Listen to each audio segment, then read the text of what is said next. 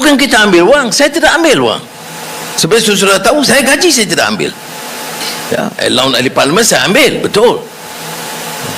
Guna pesawat kerajaan datang ke Ipoh, betul. Kereta-kereta kerajaan, tapi gaji saya tak ambil.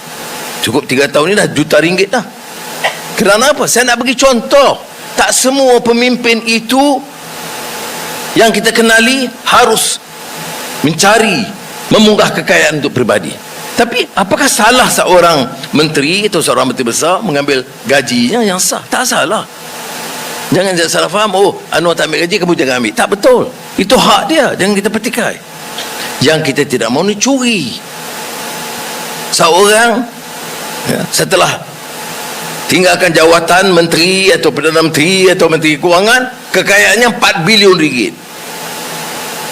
Mana mungkin negara boleh selamat kalau begitu?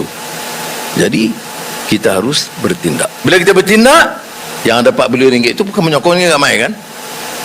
Yang influencer pun ramai juga.